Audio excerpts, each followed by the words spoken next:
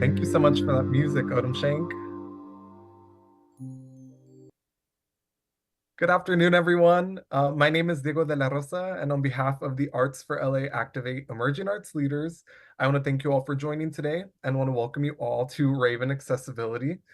As you may notice today, we have ASL interpreters currently joining us who are pinned on Zoom and a captioning service available to use. You can find that link in the Zoom chat if you need those resources. Please feel free to pin and utilize those services throughout the event as needed. I also want to add a disclaimer that this webinar will be recorded for documentation purposes. The Arts for LA Emerging Arts Leaders aims to prepare, educate, and inspire the next generation of arts leaders across the region and expand the field's definition of arts advocacy and ensure it is considered an essential skill for any arts leader through hands-on experience, like this event we have planned today. Tonight's event was created with accessibility in mind as the programming committee explored and developed what we thought an accessible and engaging online program entailed.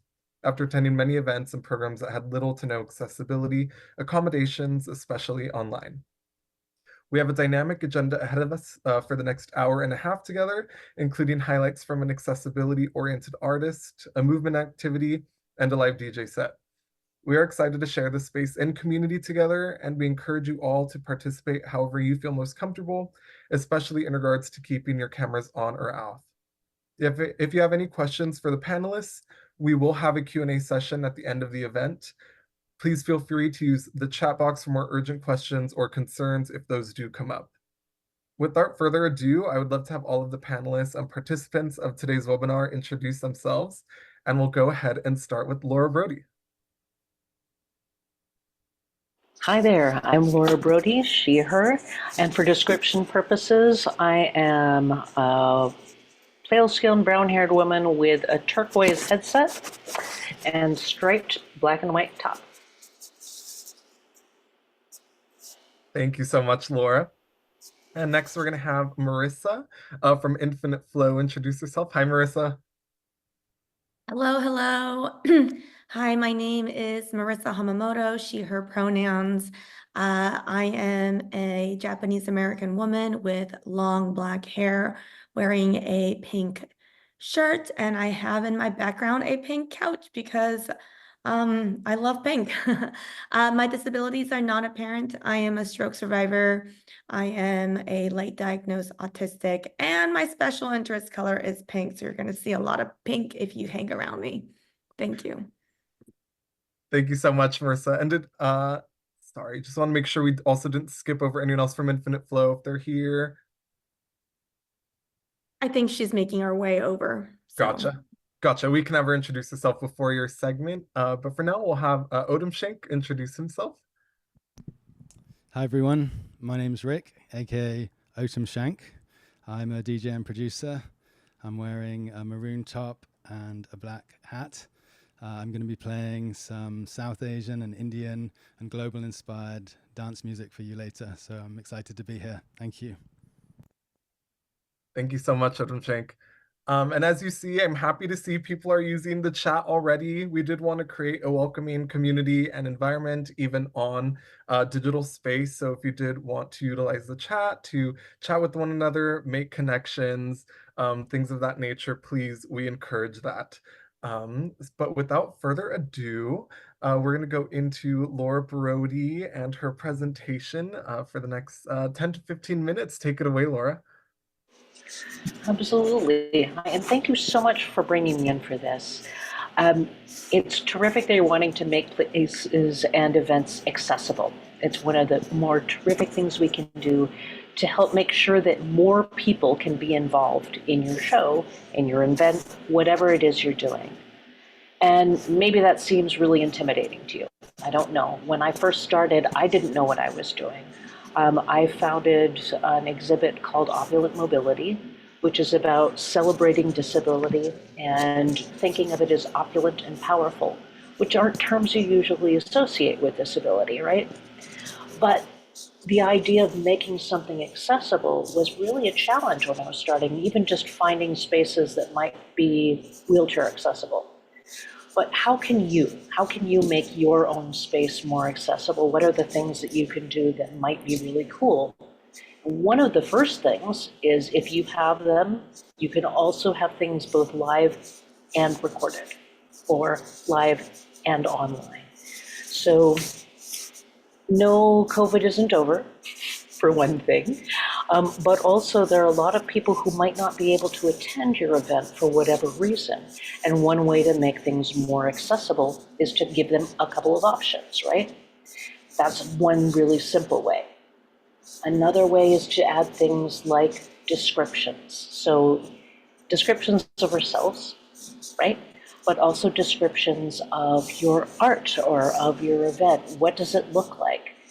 Now you can do what they have really basic, simple ones like alt text. I don't know if you've ever done that. Like most social media platforms, you've got the little hamburger thing with the 3 dots, right? And you can go into something they call alt text and do a very simple description of what your stuff is. You know, I can describe this background, blue with red dots. I can describe Jasser's background, which is red with radial lines. I'll give you an example from my exhibit, and this particular piece is from Abigail Stoppinger. You would have the piece, all the information about it. We did interviews with the artists that were ASL interpreted and also captioned.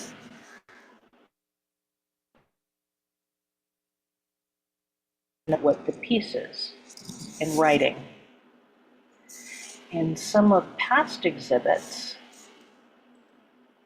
I have done this and had not just description like this, but voiceover ones. So this is another way that you can do that, which will make it more accessible to people who have low vision or are blind, or for whatever reason want to have another description of their pieces. ASL is a terrific way to bring in, for people who are hard of hearing and deaf, anything, because captions are terrific, right?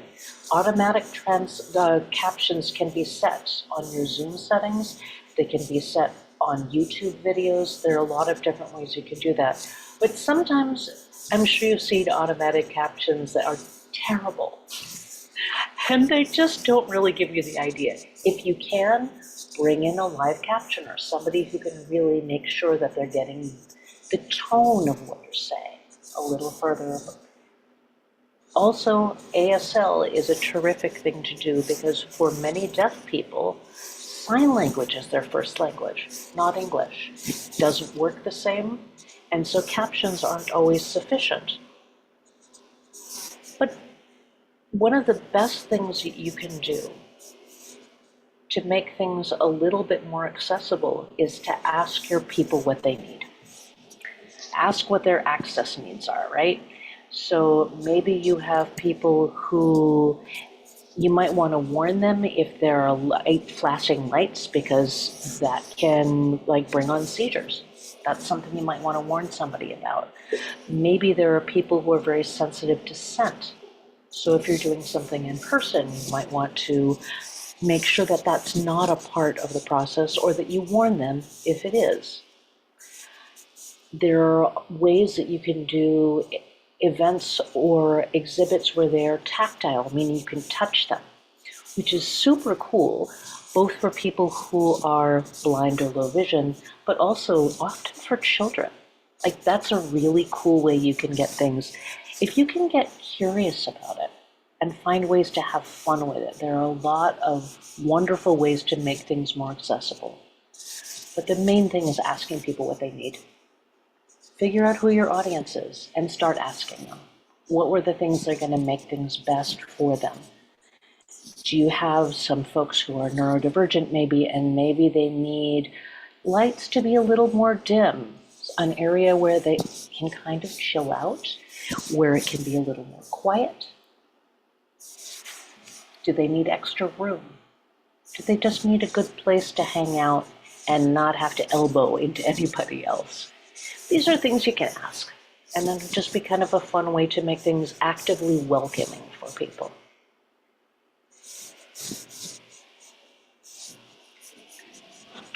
Thank you, Diego. Is there anything else you would like me to talk about or share? Yeah. I'm happy to share the work that I've done. But the Yes. main thing is ask people. I was gonna ask, I want to know more about the Opulent Mobility project you have, and if you could share some of that. Absolutely. Opulent Mobility, as I said, is an exhibit and an annual one that invites disabled artists from all over to share their work that celebrates disability. So let me bring that back on up. I've been doing this, started out very early on in 2013 with a very, very tiny show in Ventura, and it's grown ever since. We now have people in from all over the world. And we're going to have a retrospective show at USC as part of Visions and Voices over in September. So opening on September 25th, and that will be terrific. Let's see. One of the artists that's going to be in that one is Kelly Gillespie.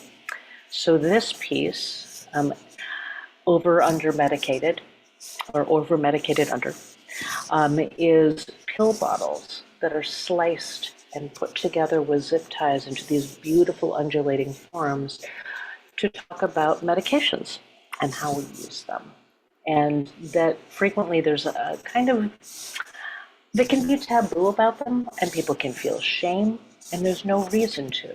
But to turn these into something wonderful is one way that you can celebrate. Catlin Holmes. Let's see if I can get this to do it. Aha! Limb difference, and beautifully done limb difference. So we're highlighting instead of hiding disability in a beautiful way.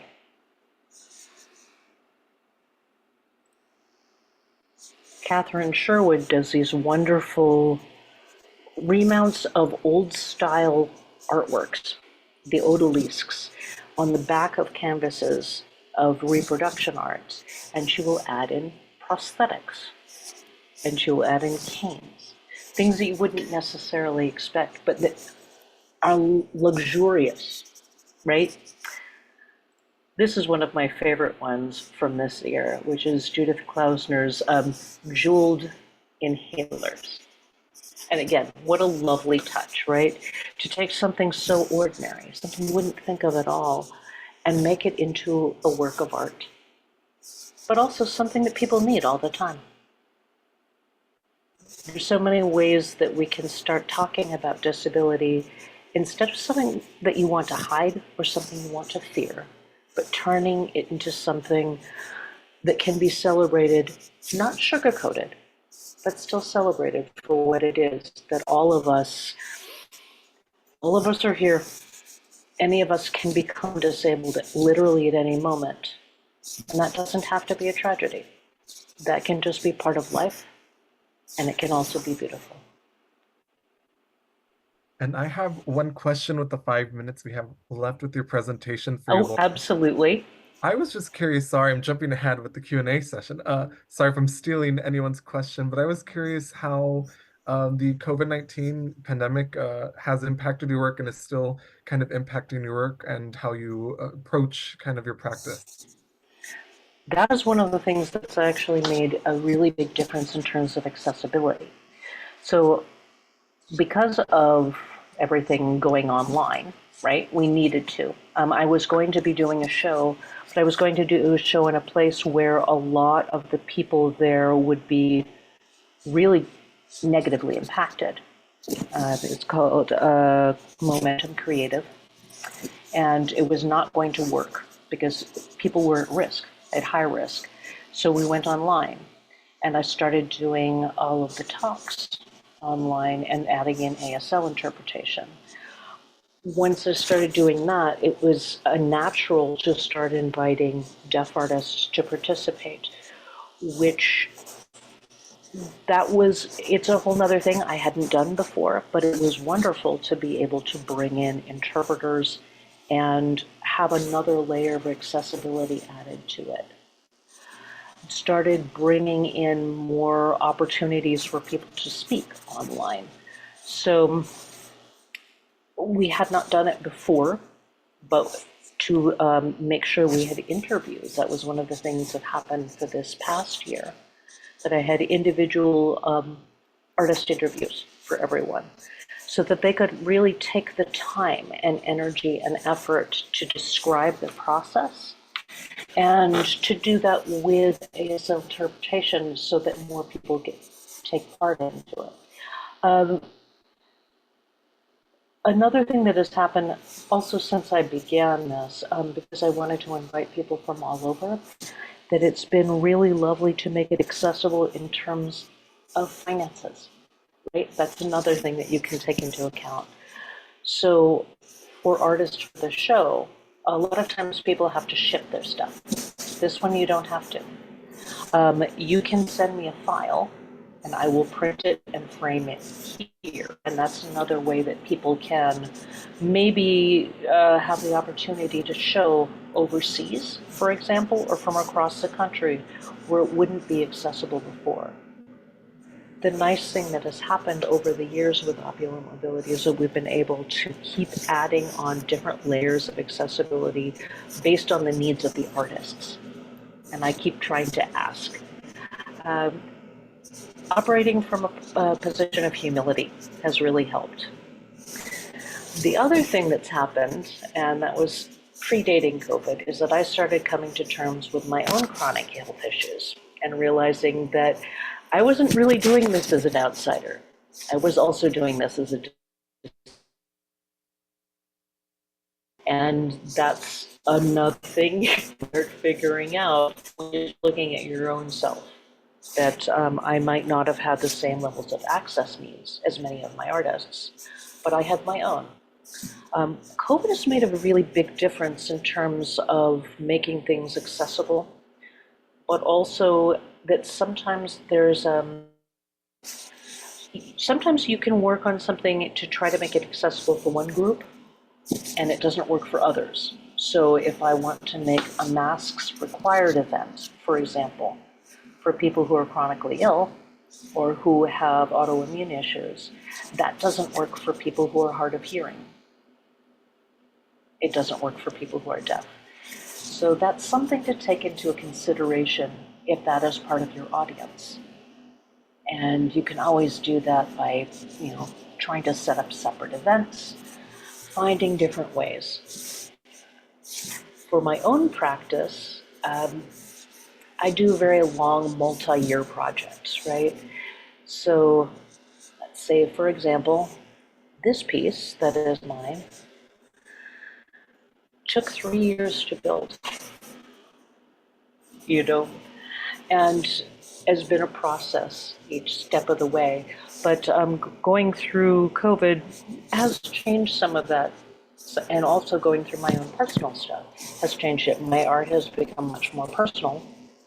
When I first started, it was, I guess, a little bit more of a theory. So I would come up with ideas. This was one of the first really personal ones, the Kali Walker. This is based on the goddess Kali, built into a walker, but built into it with a spine of PVC and stuffed with all of the old projects that I had, like all the leftover bits. My own has grown. Earlier ones were a little bit more theoretical, also fun, but a walker built with cow horns and a gramophone for it.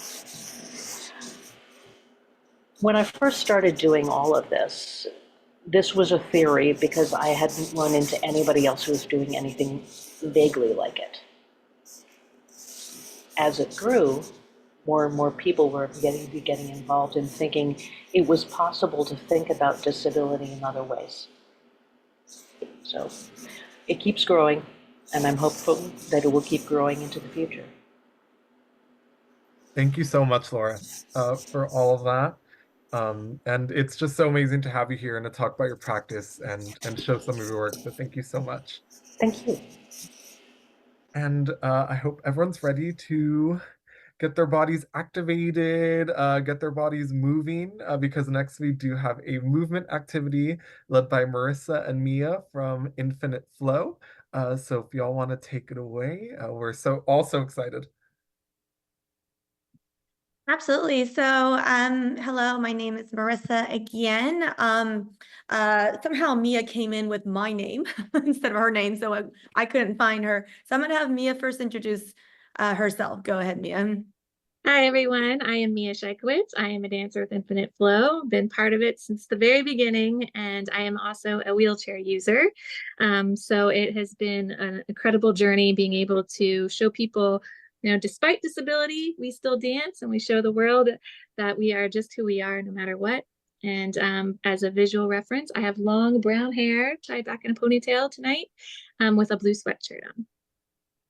Awesome, amazing. So I'm going to show a short sizzle reel of Infinite Flow. But before I do that, I do kind of want to know who is in the room. So just really briefly, whatever that comes to mind, I would love to know why art is important to you. And please don't overthink. I know that we have some deep thinkers in this room here, but just in the chat box, why is art important? Just give you 30 seconds. In the meantime, just a brief description of Infinite Flow. Infinite Flow is an award-winning dance company and nonprofit based here in Los Angeles. And we employ disabled and non-disabled dancers with diverse intersectional identities. And our mission is to advance disability inclusion one dance at a time. So that's us. We do have a couple answers here. Gives me a voice, expression, allows us to express ourselves, and makes me feel connected to myself. Art is a gateway to the soul. Yes, it has helped me process emotions. It's fun. It helps me express and honor my identity. Yes, and this is why art is so important. So with that said, I love what Laura said. And Laura, thank you so much for the invite. I love what Laura said, that let's make disability something that's visible, and we just passed Disability Pride Month. But with that said, here is an audio described sizzle reel of Infinite Flow. So I'm going to share my screen. Yada, yada, yada. Okay, here we go. A woman sits on a man in a wheelchair's lap. They move their arms in sync. A man in a wheelchair lifts one wheel off of the ground as he leans into a woman on the floor. A man in a wheelchair lays on the floor and holds the knee of a man with a prosthetic leg doing a headstand. A group of dancers, both standing and in wheelchairs, dance. The dancers in wheelchairs pop wheelies. A standing dancer hugs and rests his head on a man in a wheelchair's shoulder. A standing dancer lays down on the shoulders of a man in a wheelchair. A standing dancer dips a woman in a wheelchair. A standing dancer flips over a man in a wheelchair's shoulder. A man wearing a shirt with the words "Proud to be Deaf" swings his arms back and forth. A flash mob dances in sync in front of people holding up signs that spell out #Infinite Inclusion. A woman in a wheelchair lays across a man in a wheelchair as he spins. Kids run up to the middle of a dance circle. Dancers in wheelchairs form a dance circle. A man wheels into the center and spins. Kids, both standing and in wheelchairs, dance. A girl lays across a girl in a wheelchair and stretches out her arm. A boy in a glowing room gets out of his wheelchair and walks on his hands, following a girl doing the worm. A group of dancers on a stage raise their arms. A standing dancer spins around a man in a wheelchair as he picks up one of his wheels. She holds his hand. They both hold his wheel. A logo appears, Infinite Flow Dance. All right. Okay. With that said, we're going to get moving if you are comfortable, and no obligation here. If you are comfortable, you can turn on your camera just so that we know, if you're following us, if you're totally lost. But anyways, we're going to lead you into a little bit of movement. It's going to be very light.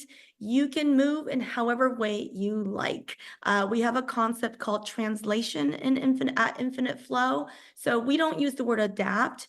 The word adapt sometimes points to that there's a hierarchy. For example, adaptive sports, adaptive dance, adaptive cooking. The word adaptive suggests that there's a standard body, and anything that's not that standard body, we got to adapt to it. So we've eliminated that word, or at least in our practice.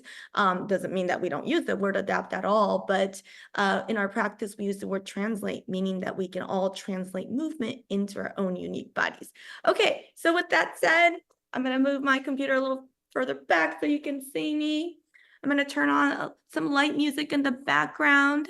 I have specifically curated some music that is either by disabled artists or by artists of colors. So let me just make sure that, hold on, I'm just going to share just my sound, but sometimes I get this a little wrong. Give me a second. Computer audio, share. Okay, good. All right. Okay, let's just start by just shaking our bodies, just like, let's just get that energy what my body's like. going. I'm laughing, You can 'cause make it really noise, spiky. just shake. Could you You can imagine take a your world shoulders with up more and down. expansion? Do whatever that's I'm an comfortable. action, so put Shake, me shake, in shake, shake, dimension. shake. Disability, tell me what do you see? Disability, all eyes on me. Disability, tell me what do you see?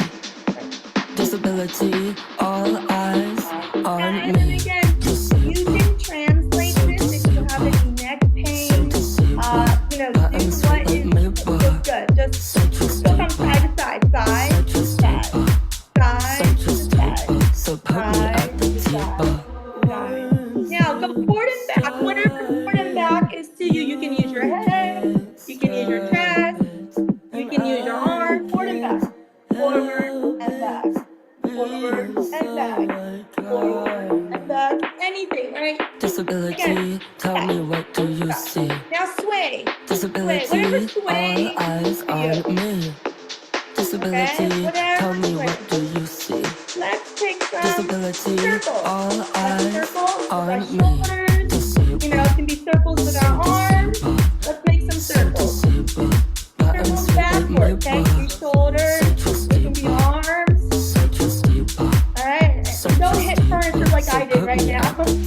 Okay, let's take those shoulders and circles forward. Tell me what do you see? Shoulders forward. Disability, all eyes on me. Disability, And let's shake it out again. disability, all eyes Now let's on just bounce. me. Bounce. Okay, let me just. Okay, let's just bounce slowly. Bounce, bounce. Now, sometimes with Zoom, the sound is not fully in sync. So, you don't have to follow my beat in case I am off the music from your machine. So, now bounce twice on one side. Bounce the other way. And bounce, bounce, bounce, bounce, bounce, bounce, bounce. And let's stretch out for a second. And relax. Now, I want everyone to just move happy, whatever happy is. Happy, happy, happy, whatever happy is, move happy. Woo! Yay! Whatever happy means to you. Okay, now depress. Just move like, just press them sad, and it's just so like, life is so tough and hard, and let's get it out. Okay, so now, peace.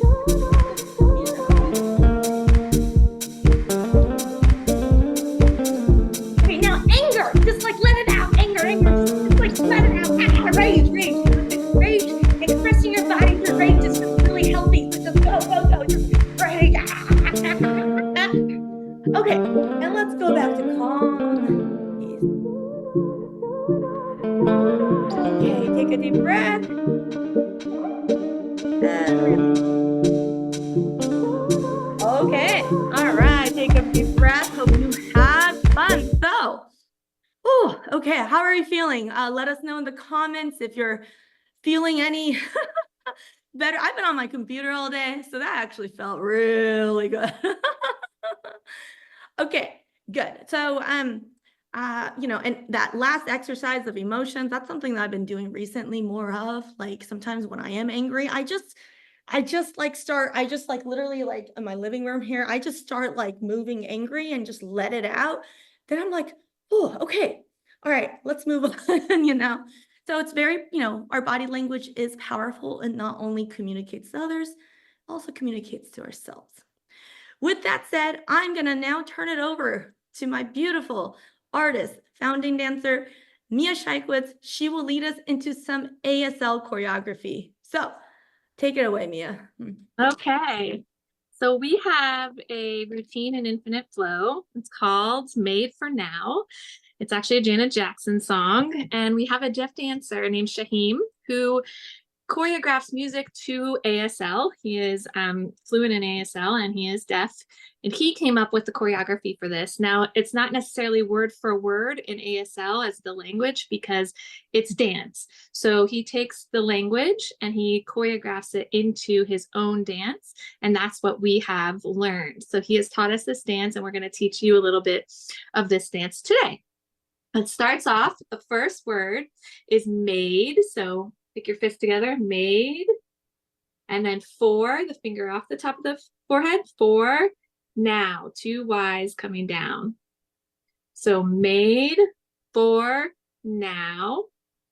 Again, made, for, now. Then the next words are not, under the chin with the thumb, not, tomorrow, over the side of their face. So not tomorrow. Start from the top. Made for now, not tomorrow. Again, made for now. Next is look around. You're going to take a V with your fingers, point it out towards the audience, and then made for now. Then look around. So look, you see it's a little bit with the background. Look around. So let's do it again. Made for now, not tomorrow. Made for now, look around. And that's the whole chorus part at the beginning. Then there's another section that goes, everybody, point to the whole, even if you don't have an audience in front of you, point to your virtual audience in front of you. Everybody move, your hands like this, move your body. Everyone, everybody move your body. Everyone. Second everyone is you're going to do 2 fingers up in the air. So let's do it from the very top. Okay, so made for now, not tomorrow. Made for now, look around. Then we'll do it from the top again. Made for now, not tomorrow. Made for now, look around. Now here comes the everybody part. Everybody move your body. Everyone, everybody move your body. Everyone. And that's it. Do we want to do that with music? Okay, all right. So I'm going to turn the music on, and if you're, I know that a lot of us are camera shy. If you can turn on the camera just for even this moment so we can see you jamming this out, we'd appreciate it. But again, no pressure here. Okay, let me just share my sound. Give me a moment. Okay, here it goes.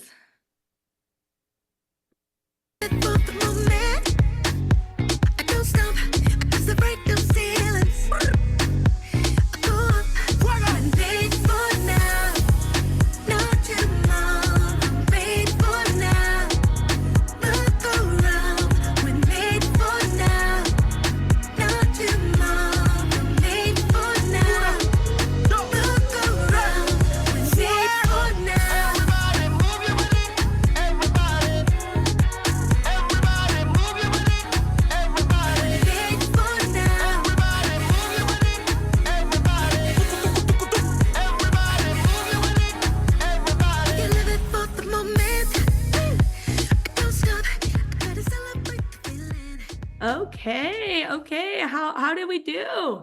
How do we do, y'all? I think the couple people that I do see on camera, a great job. Let's do this again. Okay. I was able to finally get to gallery view. Zoom changes like where things are all the time. Okay, here we go. All right.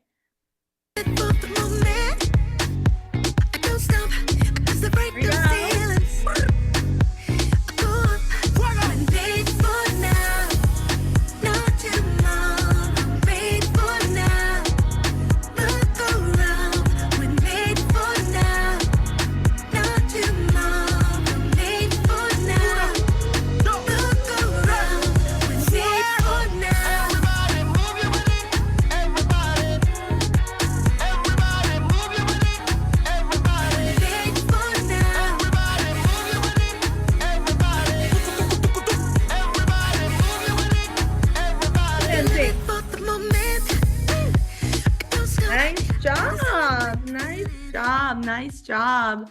So I do want to point out here, Mia's almost fluent at ASL. Mia, you want to just in the last couple minutes here, do you want to kind of share your journey around, I think one thing that I've actually have learned from you and as well as a couple others in our company is, just because you know about one disability doesn't mean you know about another, but just tell us a little bit about your journey with your disability and also learning ASL. Yeah, when I grew up with without a disability. And then when I was 15, I became paralyzed. So I started using a wheelchair. And I really had no idea about the world of disability. And when I first got paralyzed, someone said, your world's going to get a lot bigger. But I didn't know what that really meant until it all came to fruition. And all these years later, now, especially being part of Infinite Flow, I have learned about so many other disabilities. And one of the things we have in common, obviously, is being human, but we also have needs. And sometimes we don't know what those needs are unless we ask somebody and we're not sure. And one of the things that I learned from Shaheem, who is a deaf dancer in our company, is that for him, accessibility is communication. And I felt when I started dancing with him that that was something that I could do to make the world more accessible for him. Just like I might ask somebody for a ramp if I go to a place with stairs or where the elevator is, and that's a totally acceptable need to be able to say, like, this is what will make the world more accessible for me. So that's when I started to pick up sign language and fell in love with it and became fluent. And now I feel like I have a whole nother world of people that I can communicate with. And it's such a beautiful way of opening up your own connection to the rest of humanity. So that's been such a beautiful lesson. And also learning just the deaf culture and a lot of the struggles that I have, even as a wheelchair user, definitely show up in other people's disabilities. And it's really cool to see that we all have needs, and there's nothing wrong with that. And there's nothing to be shy about it. And so we can all help each other, listen to each other, ask each other what our needs are, and show up the best way we can to help other people with their needs. And I encourage everyone to learn sign language, definitely from someone who's deaf, a deaf teacher. I think it'll just open up your world even more. Thank you so much, Mia. So yes, I hope everyone is starting to learn, through this presentation on, from Laura's presentation, our little movement session here is that, disability is a source for creativity. There's just so much stigma around disability, and there's just so much social conditioning around disability being a sad thing, a bad thing. And I'm not going to neglect the fact that we all, depending on the season of someone's journey in their disability, yes, there are some times, just like everyone, we all go through some dark times. However, from the context of disability can be something innovative and beautiful. So I'm going to pass the baton on to Diego, but I'm going to also leave our social media handles in the chat there if you'd like to follow us. And yes, we'll also be joining the panel at the end of this. But thank you so much. And Diego, back to you. Thank you so much, Marissa and Mia. I had a pretty computer heavy day, so it was nice to get moving and the blood flowing a little bit. I hope you all had as much fun as I did in my bedroom right now. But for the next 25 minutes or so, we are going to have a live DJ set from Otm Shank, who's going to introduce himself right now. He went above and beyond to make this possible via Zoom and to kind of have a live set be accessible through the internet wave. So just want to give him a shout out for that. I also just want to give a brief volume warning for anyone who might be sensitive to sensitive sounds or fast BPMs. Just want to give that, you might want to adjust just volumes as the sound sharing does begin. Just want to give a little disclaimer. But I hope that people can use the movement, this kind of flow that we're on with this DJ set for 25 minutes. So without further ado, Otm Shank, I pass it on to you. Thank you so much, Diego. It's such a pleasure to be here. So I'm going to play some electronic music. My vision is playing music from different cultures to really unite everyone under one roof, one house. So without further ado, let's get started.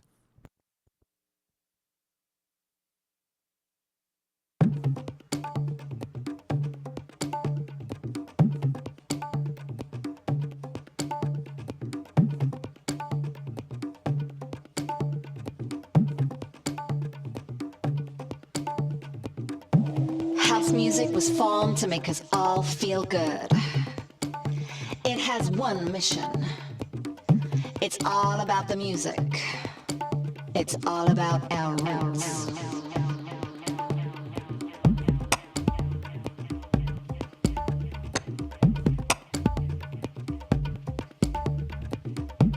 It's all about our roots.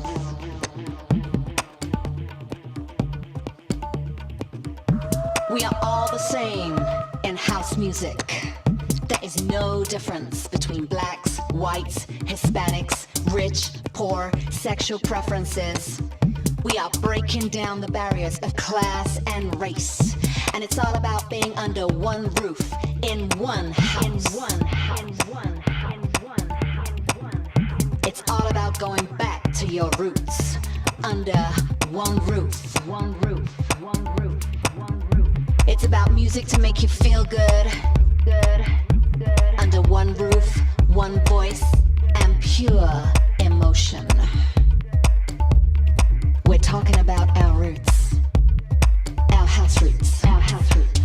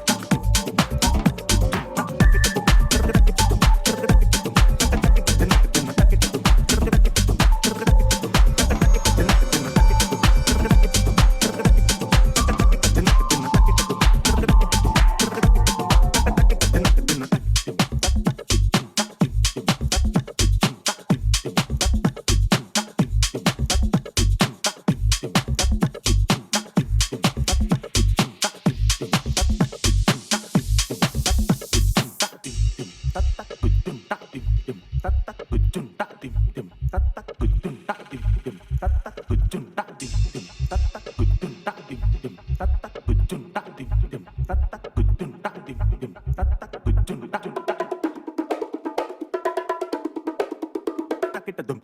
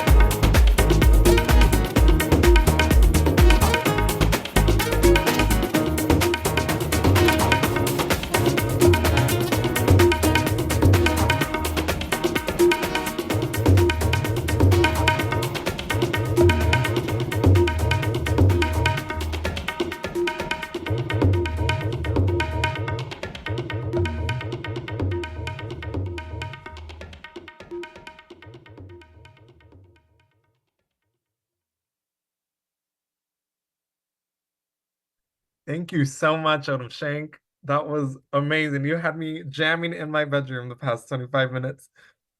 We are going to take a quick 5-minute bio break. So if you need to do the restroom, stretch, do whatever you need to do, we can go about that. And then we'll come back for a Q&A session. So if you have any questions for any of our panelists tonight, you'll have a chance to ask those. But we will see you all at 7:41.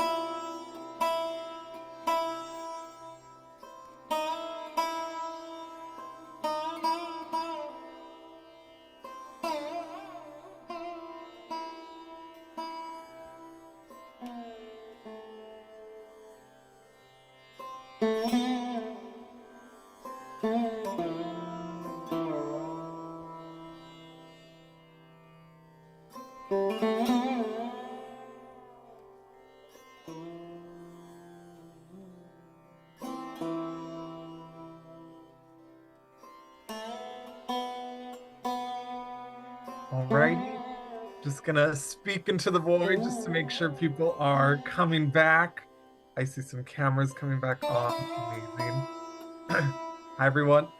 Awesome. But now we have a chance to ask questions to any of the panelists. So if any of the participants of today's Zoom, feel free to use the chat box. I can read off questions. If not, I have many questions to ask our guests today. But I do want to give a chance to any of the attendees of today's event to ask some if there are any. I'll get the ball rolling, and this goes to everyone. We can start with Laura, but I just wanted to ask if you had anything we should keep our eyes on, any future projects that you all have going on the horizon. So yeah. I will start. Thank you. Like I said, we had one of the show that's happening at USC, and that's September 25th. But there's the regular Opulent Mobility Call for Art. And so if anyone has any art, and that includes performance, music, 2D, 3D, film that relates to disability and celebrates it, treating it as opulent and powerful, please submit your work. Deadline for submissions is August 31st. And while I generally have a fee for submitting work, we also offer accessibility financially. So please just get in touch through opulentmobility.com, and we can waive the fee for anyone if it causes hardship. Thank you so much for this opportunity. Thank you This so is much. terrific. It was great music, right? I'm sure you have. That was terrific. And Marissa and Mia, anything we should keep our eyes on with Infinite Flow? Lots of planning, and I'll fully be transparent saying that, and Mia knows this, Infinite Flow was kind of built by trial and error and also just responding. So right now we're kind of going into phase 2 of, strategic planning and really increasing our capacity. With that said, I'm sure there will be a couple public events, whether they're performances or community related things. So I'm just going to drop in our newsletter link. If you want to stay in touch with us, definitely just opt into our email there. Other than that, what's going on? We have a video shoot. We're working with an Emmy nominated choreographer this weekend, doing a video shoot. Again, our work, like, I know that maybe Mia's had something to say, but I know that sometimes with art, regardless of genre, if we're talking about dance, there's like this war between commercial dance and concert dance, an unnecessary war. But I think with Infinite Flow, we're kind of at that intersection. We're based in LA, so we tend to lean a little bit more commercial, but doesn't mean that we don't go into the performing arts. And so with that said, yeah, just opt into our newsletter. Mia, do you want to add something? And I just want to also point out, Mia, most of us at Infinite Flow have our personal brands. We're also advocates individually as well as collectively, So, but anyway, Mia, do you want to announce anything coming up?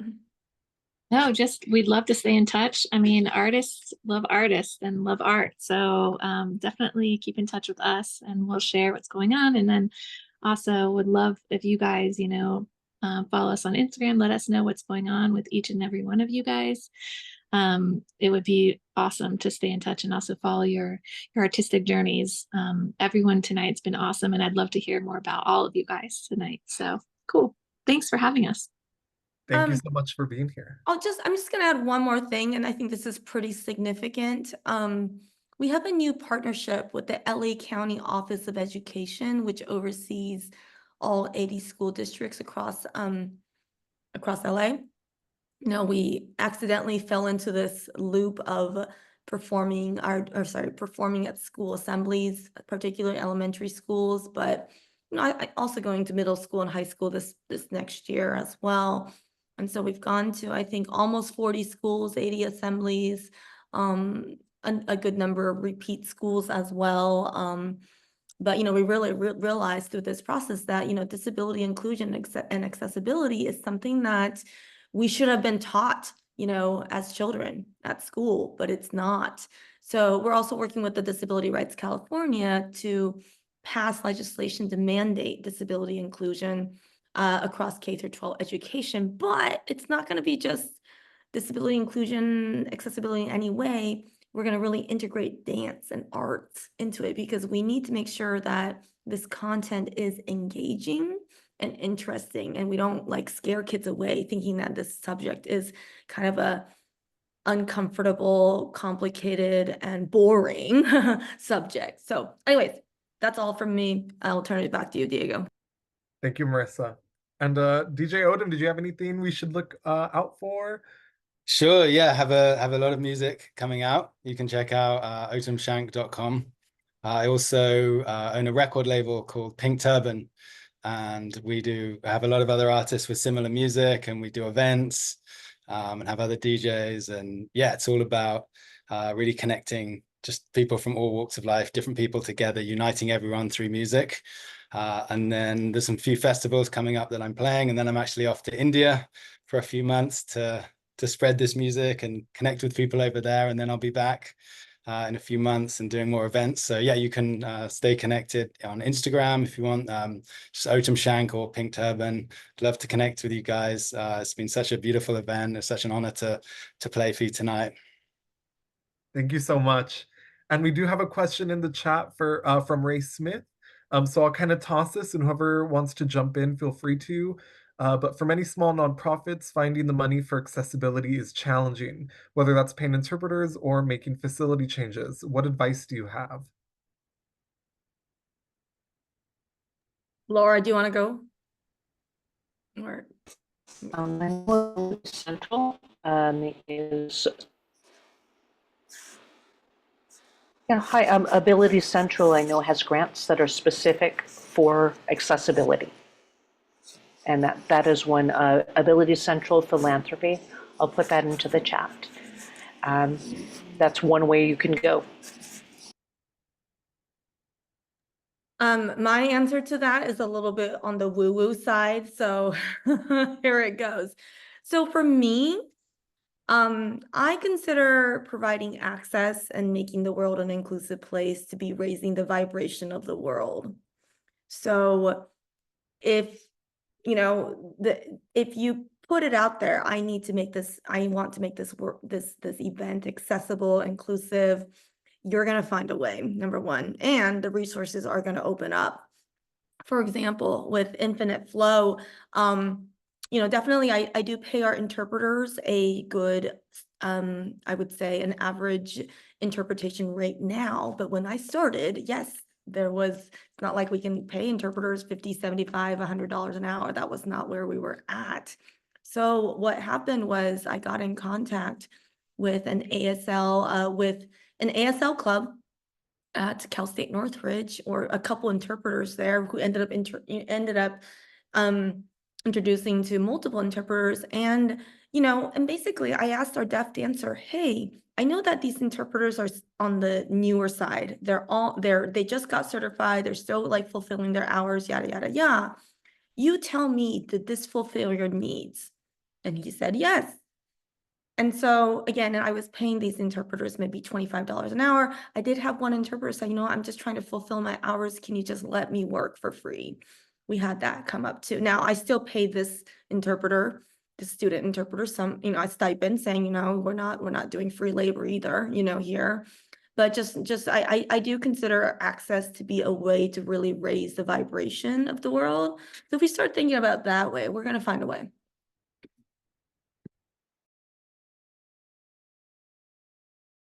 Diego, you're on mute. I caught that. Thank you.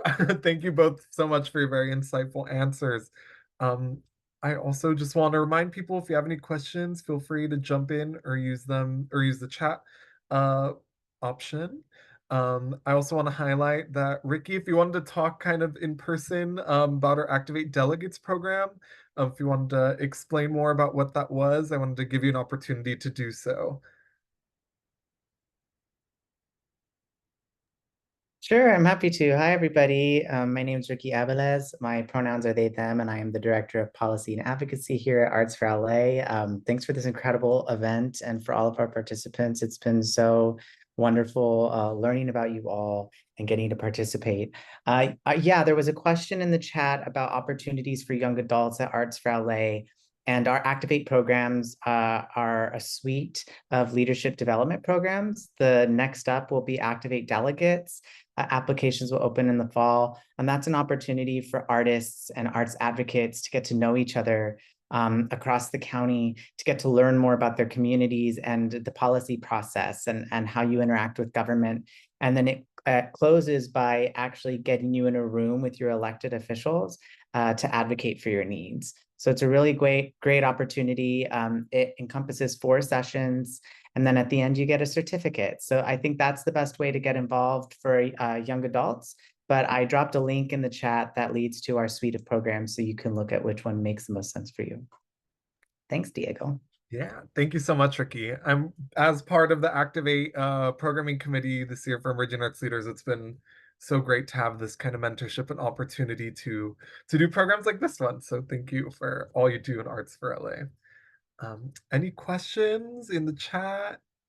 I didn't want to unmute from my programming committee. If you have any questions for any of the panelists, feel free to jump in. Yeah, I had a question for the DJ for Odom. I just wanted to know, how did you start DJing? Like where did you draw inspiration from and get into the scene? Sure. Actually, I started playing guitar from a very young age, and I was playing in bands. And then my high school had a music studio, and my friend invited me to come over, and he had record players. It was vinyl back then, so he was mixing some drum and bass, and it was just a magical experience, and just fell in love with DJing from there, and then started going out to clubs and listening to the music. And yeah, it's been a beautiful journey. Thank you. Thank you. Awesome. And then I also had a question for Laura. I was wondering if you could talk more just about I don't know, I was really drawn to your works, including the walkers and other kind of mobility assistance works. I was wondering how that kind of inspiration struck you. It struck me, it's funny because, of course, everybody has a different way you get involved. But my first involvement with devices was when a former partner had a stroke. And I had known about it a little bit before, but I really got much more up close and personal with adaptive equipment. And I was taking him over to a stroke rehab. And there was an 85-year-old man there and a 4-year-old girl doing the same stroke rehab, like exact same thing. So you don't have to hit me on the head, right? I get it. It can happen to anybody at any time. There was no reason the equipment had to look as terrible as it did. It was cold and clinical, and some of it didn't work very well. And it was just, what is happening? But many years later, I was able to work with a friend of mine's wheelchair and turn it into an Edwardian throne, which was beautiful and fabulous, and a failure because I upholstered it so beautifully that it was too thick, and I didn't take into account his balance needs. And he's quadriplegic. He really needed to have a little extra leaning back, and I didn't know.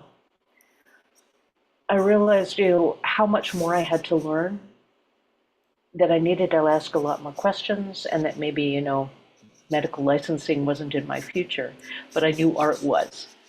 And once I started getting involved in it, I realized how few places I could show my work that were wheelchair accessible. Like there was nothing for an emerging artist anywhere because so many of the spaces really aren't, places get grandfathered in. Nobody wants to deal with doing renovations. Everyone's terrified that they're going to get sued. I'm like, okay, there's a lot more here. And then I got really curious and I got kind of stubborn. And as a collaborative artist, because I've worked with theater and costume design for many, many years, I like working with others. I said, okay, can't just be me. I'm going to invite more people in. Who else can join me? And I said, okay, how hard can it be to put together a show? I was very wrong. But sometimes just getting involved and jumping in is one of the better ways to get things started. And found so many more people, didn't specify what type of disability would be involved. And then because of that, I met with so many people and learned things, amazing things along the way, and talked about disability in so many other aspects. Each year, I get more people, more interesting work, and fascinating human beings, and it keeps me going. I thank you so much for that. It's just like You're so welcome. cool to see, and as someone getting into textile and sewing work and seeing the way you incorporate that really just I love that. I love this for you. We'll have to talk. yes, yes.